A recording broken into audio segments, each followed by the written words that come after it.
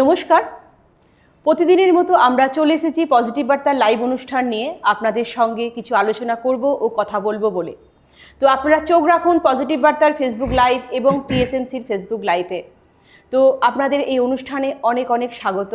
তো আজকে আমাদের মধ্যে যিনি উপস্থিত আছেন উনি একজন বিশিষ্ট সাহিত্যিক, কবি, নাট্যকার সৌরপ্রতিম শর্মা স্যার। নমস্কার স্যার। নমস্কার ম্যাডাম। তো আমাদের পজিটিভ বার্তায় এসে কেমন লাগছে আপনার? পজিটিভ বার্তায় এসে আমার খুবই ভালো লাগছে।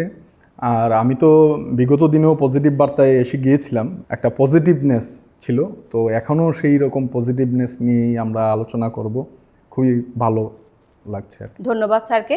তো আমরা প্রথমেই জেনে নেব যে আপনি আজকে আমাদের মধ্যে কি প্রতিস্থাপনা করতে চাইছেন, বা বর্তমান সমাজের মধ্যে যে পরিস্থিতি চলছে আমাদের এখন, সেই পরিস্থিতিটা স্যারের কাছ থেকেই শুনে নেব আজকে আমরা। তো প্রথমেই শুনে নেব আমাদের বর্তমান পরিস্থিতি, যে অবস্থা এখন আমরা রয়েছি, যে পরিস্থিতির মধ্যে দাঁড়িয়ে আছি, সেই পরিস্থিতি সম্বন্ধেই শুনবো আজকে। তো স্যার একটু এই বর্তমান পরিস্থিতি সম্পর্কে বলতে গেলে, যেমন আমরা সবাই অবগত আছি যে বিগত 22শে এপ্রিল 2025 ইংরাজি তারিখে আপনার দুপুর আনুমানিক 2:30টা নাগাদ যে কাশ্মীরের পেহেলগাঁওয়ে একটি পাক মদপুষ্ট জঙ্গিদের দ্বারা একটা হামলা হয়েছিল, যার ফলে আমাদের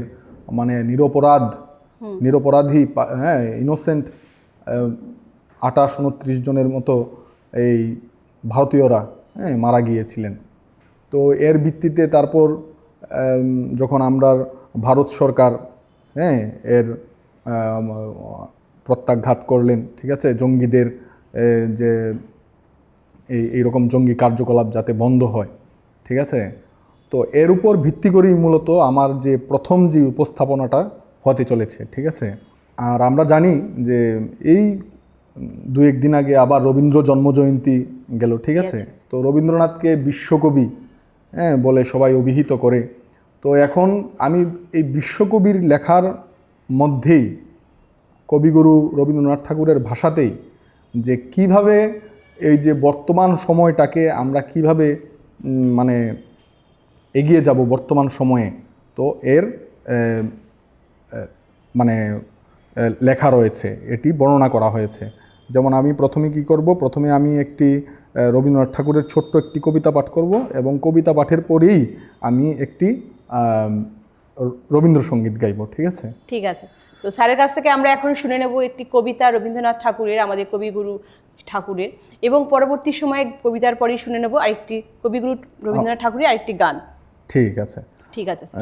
তো রবীন্দ্রনাথ ঠাকুরের এই লেখাতেই কিন্তু সমাধানের পথ দেওয়া আছে, ঠিক আছে। যেমন প্রান্তিক কাব্যগ্রন্থের 18 নম্বর যে কবিতাটি রয়েছে, নাগিনীরা চারিদিকে ফেলিতেছে বিষাক্ত নিঃশ্বাস, শান্তির ললিত বাণী শোনাইবে ব্যর্থ পরিহাস, বিদায় নেবার আগে তাই ডাক দিয়ে যায়, দানবের সাথে যারা সংগ্রামের তরে প্রস্তুত হতেছে ঘরে ঘরে, দানবের সাথে যারা সংগ্রামের তরে প্রস্তুত হতেছে ঘরে ঘরে, প্রস্তুত হতেছে ঘরে ঘরে। সংকোচের বিহবলতা নিজেরই অপমান, সংকটের কল্পনাতে হয়েও না ম্রিয়মান। সংকোচের বিহবলতা নিজেরই অপমান, সংকটের কল্পনাতে হয়েও না ম্রিয়মান।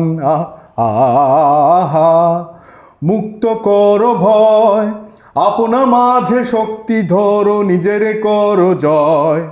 মুক্ত কর ভয়, আপনা মাঝে শক্তি ধরো, নিজের কর জয়।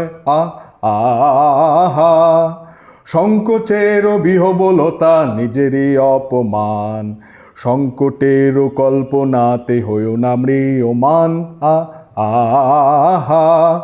দুর্বলের রক্ষা করো, দুর্জনের হানো, নিজের দিন নিঃসহায় যেন কভু না জানো। দুর্বলের রক্ষা করো, দুর্জনের হানো, নিজের দিন নিঃসহায় যেন কভু না জানো। মুক্ত কর ভয়, নিজের উপরে করিতে ভর না রেখো সংশয়। মুক্ত কর ভয়, নিজের উপরে করিতে ভর না রেখো সংশয়। আহা, সংকোচের বিহবলতা নিজেরই অপমান, সংকটের কল্পনাতে হইও না ম্রিয়মান।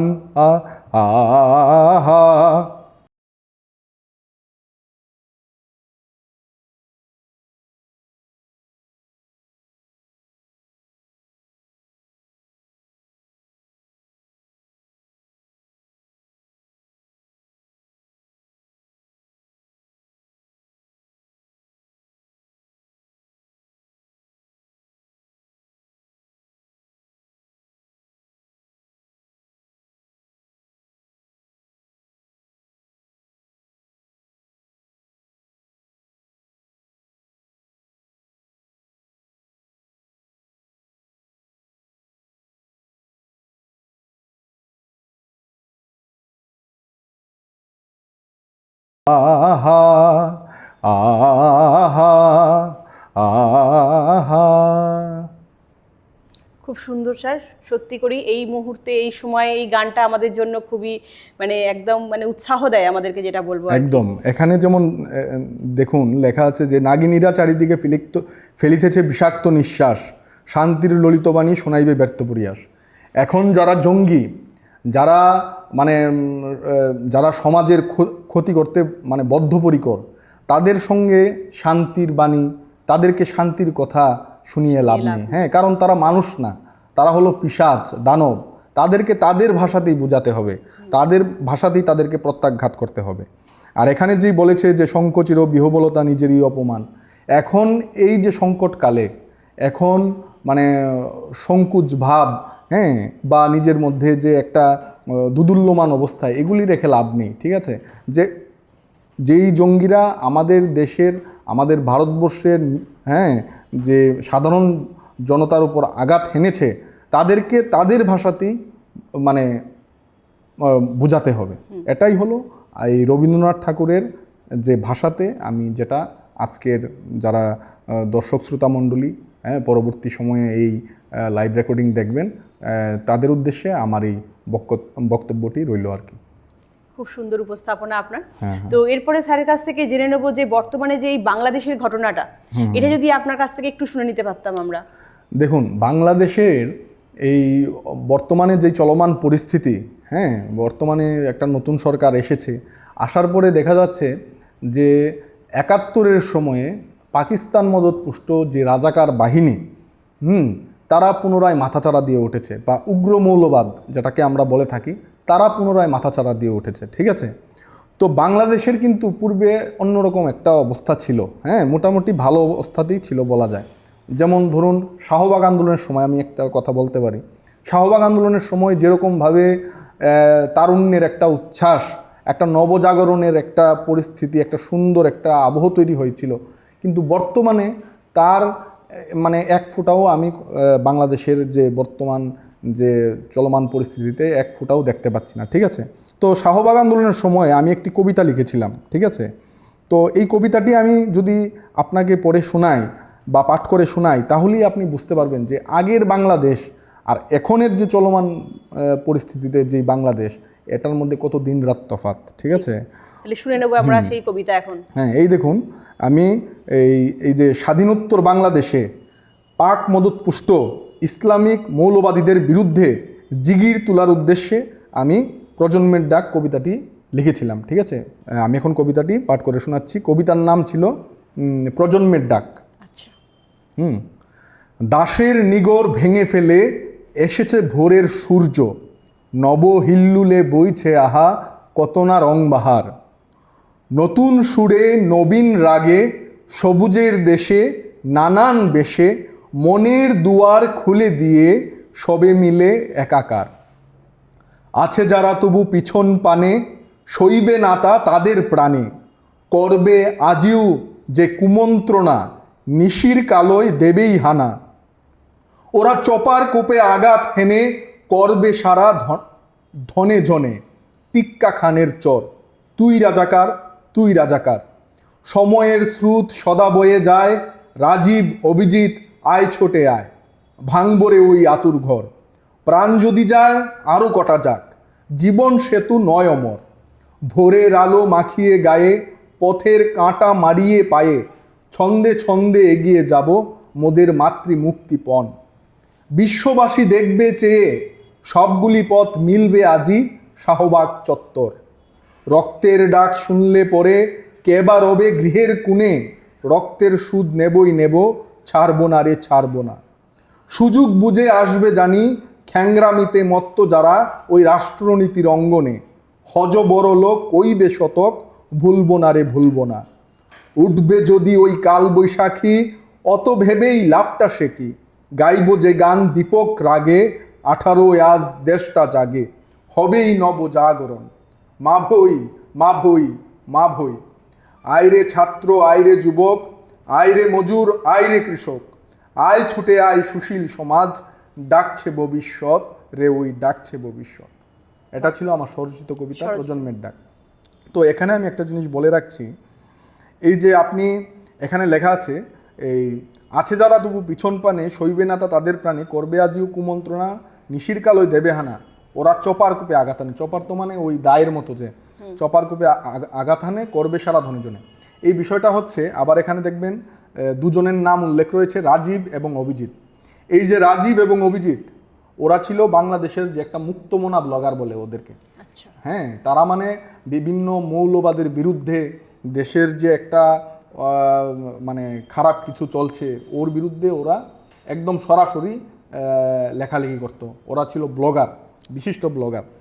তো ওদেরকে কি করেছে, এই যারা এই রাজাকার বাহিনী আছে বা যারা মৌলবাদীরা আছে, তারা একদম প্রকাশ্য দিবালোকে ওদেরকে হত্যা করেছিল। হ্যাঁ, রাজীব অভিজিৎকে। ওরা দুজন, এরকম আরও অনেক আছে, মুক্তমনা ব্লগার এরকম আরও অনেক আছে। কিন্তু বর্তমান সময়ের যে পরিস্থিতি, এখানে আগে যেমন শাহবাগ আন্দোলনের সময় যেমন একটা নবজাগরণ হয়েছিল যুবকদের মধ্যে, তরুণদের মধ্যে, দেশের প্রতিটা মানুষের মধ্যে, কিন্তু এখন দেখা যাচ্ছে কি ঠিক এর উল্টোটা। এখন তারা কি করে, যেই পাকিস্তান হ্যাঁ ওদের উপর এক সময় মানে মা বোনদের ধর্ষণ করেছিল বা সারা দেশটার মধ্যে একটা অরাজকতা সৃষ্টি করেছিল, অত্যাচার করেছিল, আজকে সেই বাংলাদেশের মানুষরাই কি করছে, পাকিস্তানের গুণগান করছে। ঠিক আছে, তো এটা খুবই দুঃখজনক একটা পরিস্থিতি।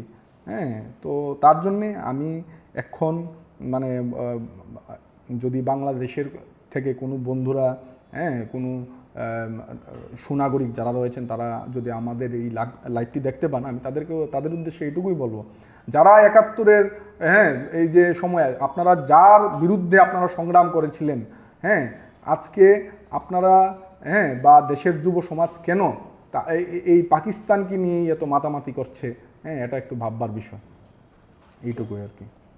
তো এখান থেকেই বলবো যে আপনি তো বললেন বাংলাদেশের ঘটনা তুলে ধরলেন, এরপরে যে আমাদের পেহেলগাঁও যে ঘটনাটা কিছুদিন আগে ঘটে গেল, হ্যাঁ এটার পরিস্থিতির উপর আপনি কি বলবেন? এই পরিস্থিতিটার ঘটনা, এই ঘটনাটা তো মানে খুবই দুঃখজনক, এবং এই ঘটনার পরিপ্রেক্ষিতে কি সমাধান হতে পারে সেটা আমি প্রথমেই যে আমার প্রথম যে উপস্থাপনা ছিল রবীন্দ্রনাথ ঠাকুরের ভাষায়, আমি সেই সমাধানের পথের কথা উল্লেখ করেছিলাম। এবারে আমি মানে আমাদের যে বীর যারা যোদ্ধারা রয়েছেন, যারা দেশমাতৃকার সেবায় নিজের জীবন প্রাণ সব কিছু উৎসর্গ করে দিয়েছেন, বর্ডারে থেকে অনবরত এই পাকিস্তানের জঙ্গিদের বিরুদ্ধে বা পাকিস্তানি সৈন্যবাহিনী যারা ইন্ডিয়ার উপরে অ্যাটাক করার চেষ্টা করছে, তাদের বিরুদ্ধে যে দিন রাত এক করে ওরা আমাদেরকে রক্ষা করে চলেছে, ভারতবর্ষকে রক্ষা করে চলেছে, তো তাদেরকে নিয়ে আমার একটা ছোট্ট নিবেদন রয়েছে, একটা স্বরচিত কবিতা রয়েছে, আমি সেটি পাঠ করে শোনাতে চাইব। তো কবিতা আবারও শুনে নিচ্ছি স্যারের কাছে, স্যারের স্বরচিত আরেকটি কবিতা এটার উপরে। তো কবিতাটির নাম হলো বীর গাথা। তো কবিতাটি আমি পাঠ করছি।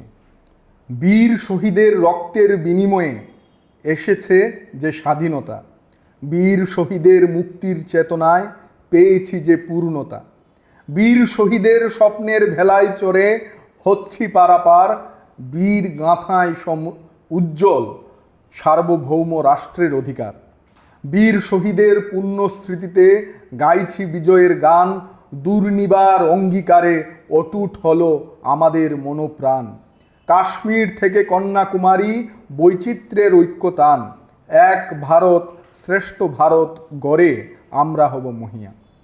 এটাই যে যারা দেশের জন্য প্রাণ বিসর্জন করছে, যারা দেশের জন্য লড়ে চলেছে, তারা জাতি ধর্ম বর্ণ নির্বিশেষে সবাই এখানে কিন্তু এই দেশটাকে রক্ষা করার জন্য প্রতিজ্ঞাবদ্ধ।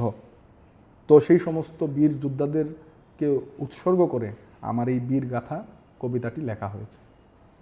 শুধুমাত্র বীর যোদ্ধা বলতে শুধু যারা বর্ডারে যুদ্ধ করছে এমন নয়, দেশের মধ্যে থেকেও যারা প্রতিনিয়ত সুনাগরিক হিসেবে আমাদের যা যা কর্তব্য যা যা পালন করতে লাগবে, যারা এগুলি মেনটেন করে চলেছে, তাদের উদ্দেশ্যেও আমি এই কবিতাটি উৎসর্গ করলাম। খুব সুন্দর একটা মানে মানে কি বলবো আপনাকে, খুব সুন্দর একটা কথা বললেন এবং একটা কবিতা দিয়ে আপনি ওদেরকে মানে ইয়ে করে উৎসর্গ করলেন। তো এরপরে জেনে নেবো যে আমাদের যে বর্তমান সমাজের যে বাচ্চারা আছে তাদের মূল্যবোধ শেখানোটা যে আমাদের কিভাবে উচিত এখন থেকেই, সেটা নিয়ে যদি একটু আমাদেরকে বলেন। দেখুন, বাচ্চাদের মধ্যে একটা এমন কথা বলা হয়ে থাকে যে একটা মাটির পুতুল যখন নরম থাকে তখনই সেটাকে আপনি একটা রূপ দিতে পারবেন, ঠিক আছে? যখন এটা শক্ত হয়ে যাবে তখন এটা ভেঙে যাবে, কিন্তু এটা দিয়ে আর কোনো আপনি নতুন কিছু গড়তে পারবেন না, ঠিক আছে? তো আমি এটাই বলবো, বিশেষ করে যারা অভিভাবিকারা রয়েছেন, তারা ছোটোবেলা থেকেই বা যারা শিশুরা রয়েছে তারা তো তখন নতুন নতুন অনেক কিছু শিখছে, ঠিক আছে? তাদেরকে ভালো কোনটা খারাপ কোনটা এটা একদম বুঝিয়ে হাতে কলমে বুঝিয়ে দিতে হবে। তাদেরকে নৈতিক মূল্যবোধ শেখাতে হবে, দেশাত্মবোধ তাদের মধ্যে জাগ্রত করতে হবে, ঠিক আছে? কারণ এমন যেন না হয় যে দেখা গেল এই এখন কি হয় জানেন তো, মা বাবারা এই সন্তানদেরকে মানে মা বাবারা মনে করেন যে আমার সন্তান যেটা চাইবে সেটাই তাকে আমি এনে দেব, ঠিক আছে? এমনটা নয়, কিন্তু এতে করে সন্তানরা আরও বিগড়ে যায়।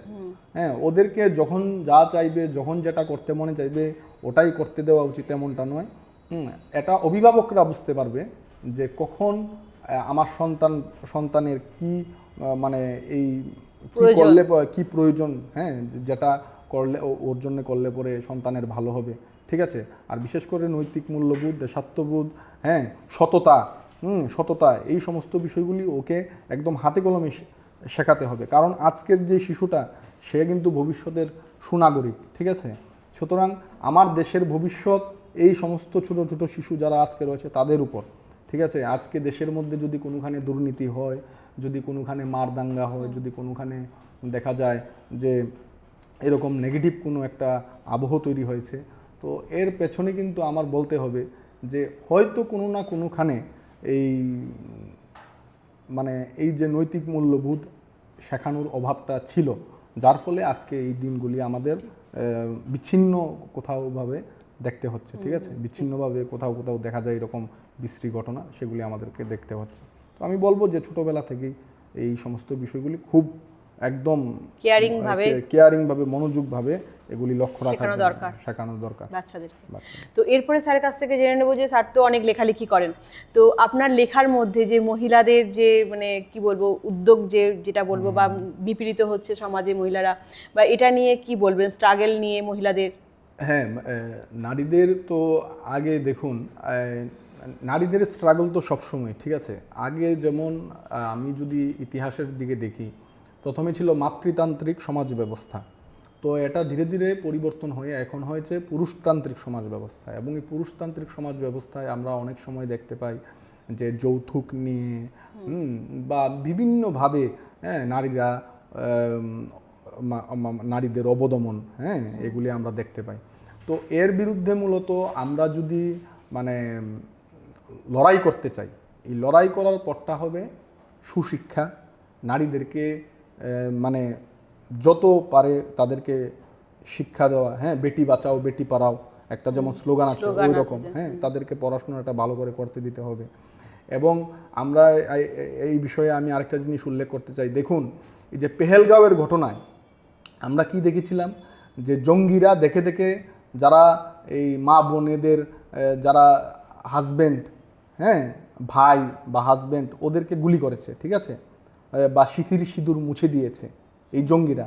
হ্যাঁ, আমরা পেহেলগাঁওয়ের ঘটনাটা তো ঠিক এরকমই হয়েছিল, ঠিক আছে না, যে যখন একজন স্ত্রী যখন বলছে যে তুমি আমার স্বামীকে মেরেছো, তুমি আমাকেও মেরে দাও, হ্যাঁ, তখন ও জঙ্গিটা বলছে কি না, তুমি তোমার সরকারকে গিয়ে বলো, হ্যাঁ, যে আমরা এরকম একটা ঘটনা করেছি। ঠিক আছে, মানে শীতের সিঁদুর সবার মুছে দিয়েছে, মানে ওদের লক্ষ্যটা এরকম ছিল। ঠিক আছে, তো দেখুন, আর এখন কি দেখা যাচ্ছে যে যেই সমস্ত জঙ্গিরা এইরকমভাবে পেহেলগাঁওয়ের ঘটনাটা করেছে, সেই সমস্ত জঙ্গিদের মানে একদম মানে সাফ করার জন্যে একটা অপারেশন করা হচ্ছে এবং এটার নাম দেওয়া হয়েছে সিন্দুর বা অপারেশন সিঁদুর।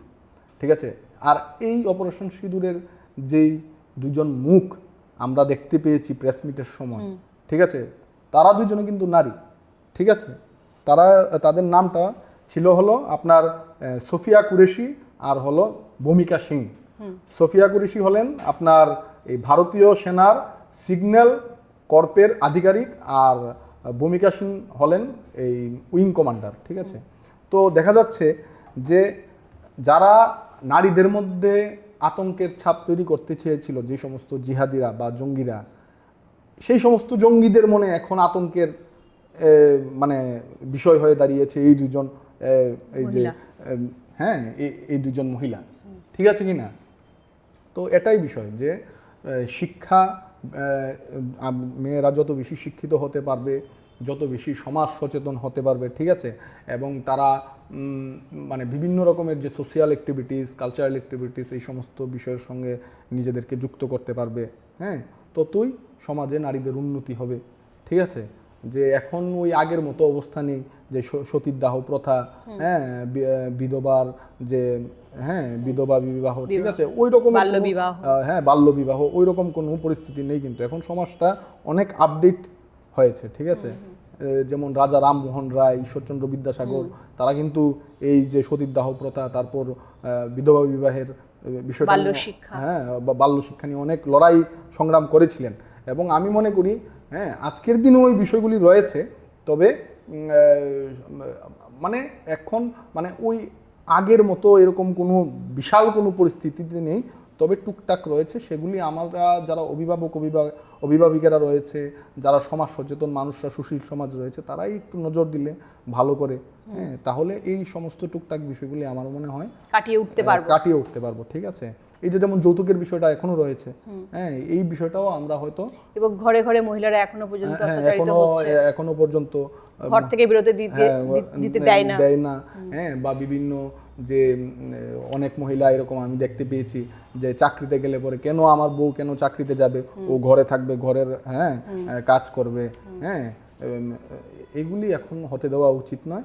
আমার মনে হয় যে মহিলা, এই কাজী নজরুল ইসলাম বলেছিলেন না, হ্যাঁ, অর্ধেক তার করিয়াছে নারী। ঠিক আছে, এই পুরা বিশ্বটার মধ্যে যাই কিছু হয়ে চলেছে তার অর্ধেক পুরুষ করছে, অর্ধেকটা নারী। এই সমতা যদি ব্যালেন্স না হয়, তাহলে কিন্তু সমাজ ব্যবস্থা পুরো ভেঙে যাবে। ঠিক আছে, তাই আমার মনে হয় এটা সুশীল সমাজ বা যারা সমাজের যারা রয়েছেন, তারা এই বিষয়গুলি একটু লক্ষ্য রাখা উচিত। একদম ঠিক তাই, যদি ওনারা লক্ষ্য রাখেন তো সমাজটা আরো চেঞ্জ হবে আমাদের, এবং মহিলারা আরো সুন্দরভাবে থাকতে পারবে সমাজে। একদম, এই বিচ্ছিন্ন ঘটনাগুলি যেগুলি আমরা মাঝে মধ্যে শুনতে পাই, সেগুলি আর হবে না। হ্যাঁ, ভালো একটা মানে পরিবেশ পাবো আমরা, একটা এই যে পজিটিভ বার্তা, এই পজিটিভ বার্তার মধ্যে দিয়ে এটাই যে পজিটিভ একটা সমাজ ব্যবস্থা গড়ে, আমাদের উদ্দেশ্যই ওটা, যে পজিটিভ বার্তার মধ্য দিয়ে সমাজে যাতে ইতিবাচক ভাবনা ছড়িয়ে দেওয়া, এই ইতিবাচক ভাবনাগুলি যেন আমরা ছড়িয়ে দিতে পারি, এটাই আমাদের লক্ষ্য এবং উদ্দেশ্য। ঠিক। এরপরে স্যারের কাছ থেকে জেনে নেব যে স্যার, আপনি কবে থেকে এই লেখালেখিটা শুরু করলেন? আমি ছোটবেলা থেকেই লেখালেখি করছি। মানে আমার যে মানে পরিবারের যে একটা পরিবেশ ছিল গান বাজনা করার, লেখালেখি করার, এটা একদম উত্তম পরিবেশ আমি পেয়েছি। এবং ছোটোবেলা থেকেই লেখালেখি করছি। ছোটোবেলায় হয়তো ছোট ছোট 2 লাইনের 4 লাইনের ছড়ার মতন লিখতাম। তারপর যত বড় হয়েছি, চিন্তাধারার পরিধিও তত বেড়েছে, অনেক কিছু জানতে পারছি। তো তখন বড় বড় কবিতা, আর এখন তো মোটামুটি ঠাকুরের কৃপায় লিখছি একরকম, যেগুলি আমি এখানেও যেমন পাঠ করছি, আবার রাজ্যভিত্তিক কবিতা সম্মেলন বা যেখানেই যা কিছু হয় আমি গিয়ে অ্যাটেন্ড করি, এরকম আমার লেখাগুলি পড়ে শোনাই সবাই। এই অনুপ্রেরণাটা পেলেন কবে থেকে, মানে কিসের উপর ভিত্তি করে এই অনুপ্রেরণাটা আসলো যে লিখবো বা গান করবো বা এরকম ভাবে? অনুপ্রেরণা, দেখুন, অনুপ্রেরণা আমি তো প্রথমেই বললাম যে আমি বাড়িঘরের একটা পরিবেশ পেয়েছি লেখালেখি করার, ঠিক আছে। আর দ্বিতীয়ত আমার একজন বাংলার শিক্ষক ছিলেন, নামটা উল্লেখ করতেই হয়, সরজিৎ ভট্টাচার্য। ওনার একটা কাব্যগ্রন্থ আছে কেউ কথা রাখেনি। তো এই কাব্যগ্রন্থটা উনি আমাকে গিফট করেছিলেন একটা, হ্যাঁ। আমি ওনার স্টুডেন্ট ছিলাম, বাংলা পড়তাম ওনার কাছে। তো উনি বলছিলেন এটা পড়ো। তো এটা পড়ার পরে আমার মধ্যে একটু আরও ভালোভাবে, তখন যেমন লেখার আরেকটা অন্যরকম একটা অনুপ্রেরণা পেয়েছি। তারপর আরেকজন ছিলেন আমার বাবার একজন কলিগ ছিলেন, পার্থ চক্রবর্তী। উনিও বেশ, আমি লেখালেখি করলে পরে, হ্যাঁ, উনি দেখে বলতেন, বাহ সৌরভ, তুমি তো খুব ভালো লিখেছো। তো ওই কথাগুলি শোনার পরে আরও বেশি উৎসাহ পেতাম, অনুপ্রেরণা পেতাম। আর আরও যদি আমি অনুপ্রেরণার কথা বলি, যেমন প্রকৃতির আলো বাতাস, হ্যাঁ, সূর্যোদয় সূর্যাস্ত, গ্রীষ্মকাল বর্ষাকাল শরৎকাল, মানে যা কিছু আছে আমার আশেপাশে সব কিছু থেকে আমি অনুপ্রেরণা পেয়েছি, এবং আমার লেখার মধ্যেও সেগুলি কোনো না কোনোভাবে ফুটে ওঠে, ঠিক আছে। বা আমার মনের মধ্যে যখন যেই ধরনের আবেগ, হ্যাঁ, সেগুলির বহিঃপ্রকাশও আমার লেখার মাধ্যমে মাঝে মধ্যে প্রকাশ পেয়েছে। এই লেখালেখি করতে গিয়ে যে আপনার জীবনে একটা স্মরণীয় ঘটনা যদি শুনে নিতে পারি আমরা। এই যেমন দেখুন, আমি লেখালেখি করতে করতে আমার একটা নেশার বিরুদ্ধে আমার একটা প্রবন্ধের মতো একটা লিখেছিলাম, ঠিক আছে। তো লেখার পরে তো আমার একজন ছোট ভাই, হ্যাঁ, আমি নামটা উল্লেখ করব না এখানে, সে এরকম আমার এই লেখালেখিটা একটু পরে সে খুব মানে ভালো লেগেছে তার, এবং সে আগে যাই নেশা করতো সে আমাকে নেশাটা ছেড়ে দিয়েছে এবং এসে বলেছে যে দাদা তোমার এই লেখাটা আমার খুব ভালো লেগেছে এবং আমি আজকের থেকে এই নেশাটা একদম ছেড়ে দিয়েছি, আমি আর একদম ঠিকভাবে চলাফেরা করব, ঠিক আছে। তো সে যে ওই যে কথাটা বলেছে, এটা কিন্তু কোনো কিছুর বিনিময়ে কেউ কোনো সময়, হ্যাঁ, মানে পাবে না, ঠিক আছে। এই যে আমার লেখার দ্বারা একটা মানুষ তার সঠিক পথটা হয়তো খুঁজে পেয়েছে, বা সে যে এরকম একটা বাজে একটা নেশা কাটিয়ে উঠতে পেরেছে, ঠিক আছে, এটা আমার কাছে অনেক বড় বিষয়। মানে এটা আমি মনে করি পৃথিবীর কোনো সম্পদ বা কোনো কিছু দিয়ে এটা পরিমাপ করা যায় না, ঠিক আছে। তো এটা আমার কাছে একটা স্মরণীয় ঘটনা। এরকম আরও অনেক হয়তো টুকটাক স্মরণীয় ঘটনা আছে, হ্যাঁ, যেগুলি আমার একটু ভাবতে লাগবে আপনাকে বলতে গেলে আর কি। ঠিক। তো স্যার তো অনেক কবিতা নিজে লিখেছেন, তো এরই মধ্যে থেকে আরও একটি স্বরচিত কবিতা যদি আমরা শুনে নিতে পারি। নিশ্চয়ই। তো এবারে আমি আপনাকে যে স্বরচিত কবিতাটা আপনাকে আমি শোনাতে চাই, সেটা মূলত আমাদের বাংলা ও বাঙালি, ঠিক আছে। আমি তো আমার যে যদিও আজকের এই প্রোগ্রামটা যেটা আমি করছি, আমার যে মনোভাব সেটা কিন্তু জাতি ধর্ম বর্ণ নির্বিশেষে, মানে এগুলির ঊর্ধ্বে ওঠে, কিন্তু তারপরেও দু একটা কথা না বললেই নয়, তাই আমি এই এখানে বাংলা ও বাঙালি যে এই বিষয়টা একটু আনছি, ঠিক আছে। তো বাঙালিরা কেমন আছে এখন সময়ে, বাঙালিরা কেমন আছে, বা তাদের যে উত্তরণ কিভাবে হবে, যেরকম পরিস্থিতিতেই ওরা রয়েছে বাঙালিরা, তার উত্তরণ কোন দিকে, হ্যাঁ। তো সেই বিষয়টা নিয়েই, বা বাঙালিরা আগে কীরকম ছিল, ওই বিষয়গুলি নিয়ে আমার এই লেখাটা আর কি। এবং লেখাটার নাম হলো লড়াই।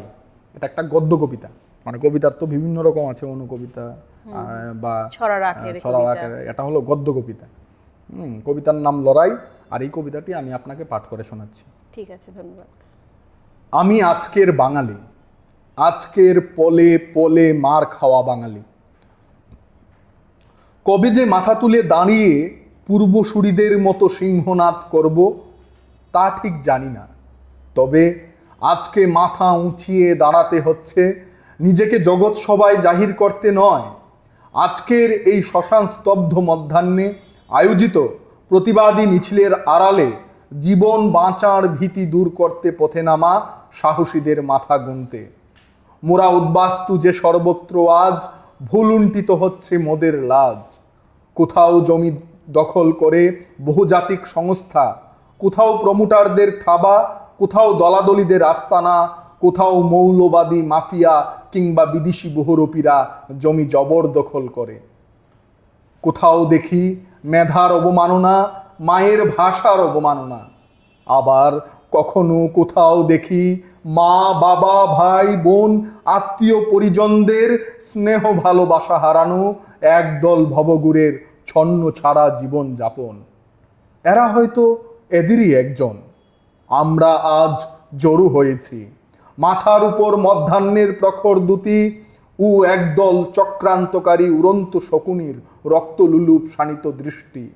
নিচে ঘাসহীন লৌহতপ্ত পথ, পেছনে মৃত্যুভীতি এবং সামনে সারি সারি ইমারতের মাঝ বরাবর প্রশস্ত রাজপথ।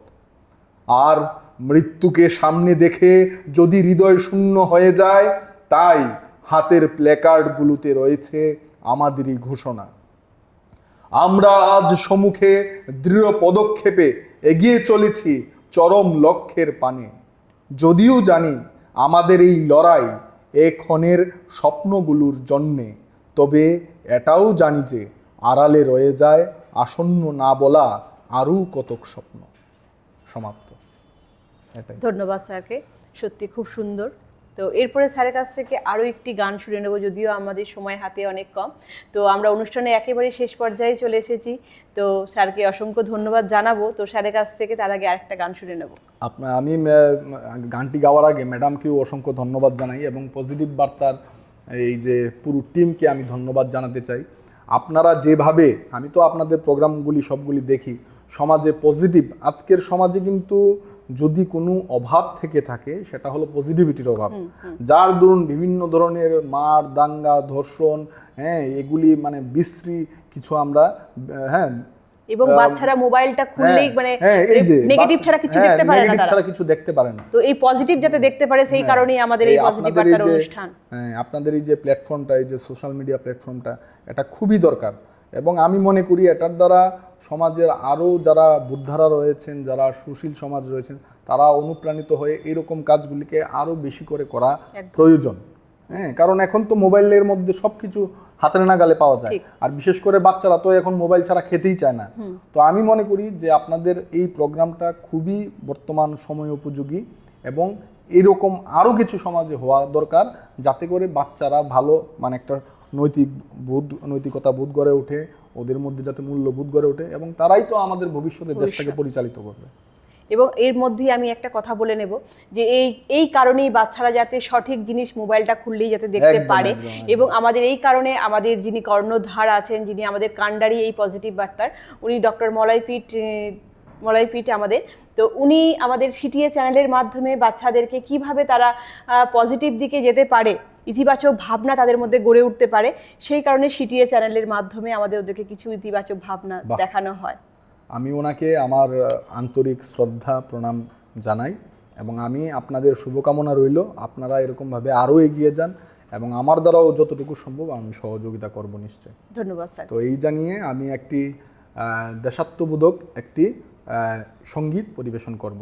ঠিক আছে। ভারত আমার ভারতবর্ষ, স্বদেশ আমার স্বপ্ন গো, তোমাতে আমরা লোভিয়া জনম, ধন্য হয়েছি ধন্য গো। ভারত আমার ভারতবর্ষ, স্বদেশ আমার স্বপ্ন গো, তোমাতে আমরা লোভিয়া জনম, ধন্য হয়েছি ধন্য গো। কিরীট ধারিণী তুষার সিংহে, সবুজে সাজানো তোমার দেশ। কিরীট ধারিণী তুষার সিংহে, সবুজে সাজানো তোমার দেশ। তোমার উপমা তুমি তোমার উপমা তুমি তোমার রূপের নাহি তো শেষ।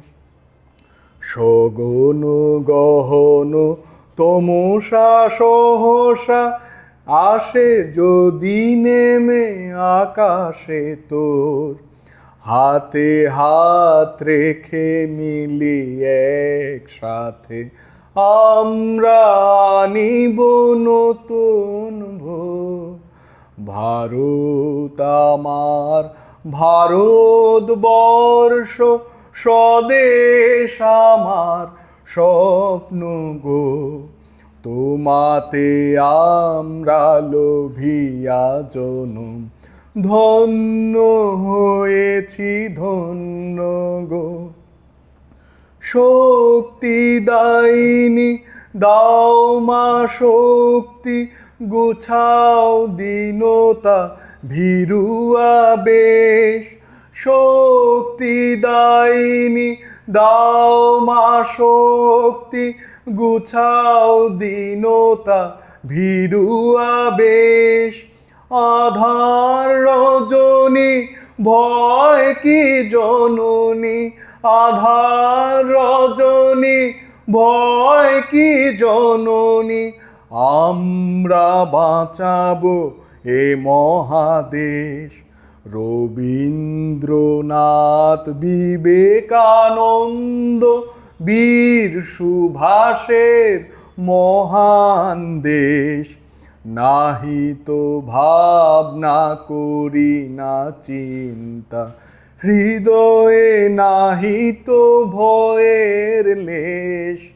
ভারত আমার ভারতবর্ষ, স্বদেশ আমার স্বপ্ন গো। তোমাতে আমরা লোভিয়া জনম, ধন্য হয়েছি ধন্য গো। ধন্য হয়েছি ধন্য গো, ধন্য হয়েছি ধন্য গো।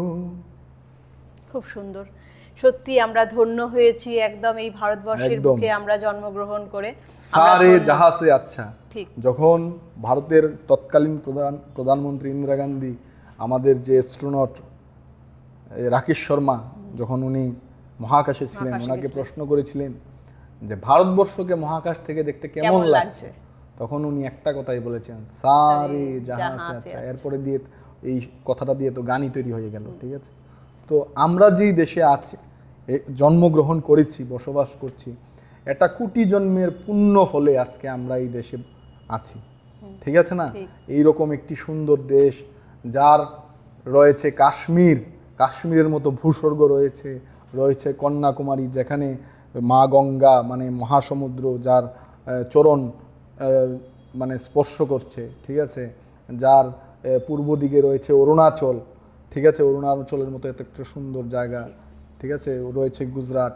তো এরকম চারিদিকে এরকম বিভিন্ন বিবিধের মাঝে মিলন মহান। কবিদের মধ্যেও আমরা মানে কবিতার মধ্যে আমরা পাই, যেমন ধনধান্যে পুষ্পে ভরা আমাদেরই বসুন্ধরা। বিভিন্ন ভাষা, বিভিন্ন সংস্কৃতির মেলবন্ধন আমরা এই ভারতবর্ষে দেখতে পাই।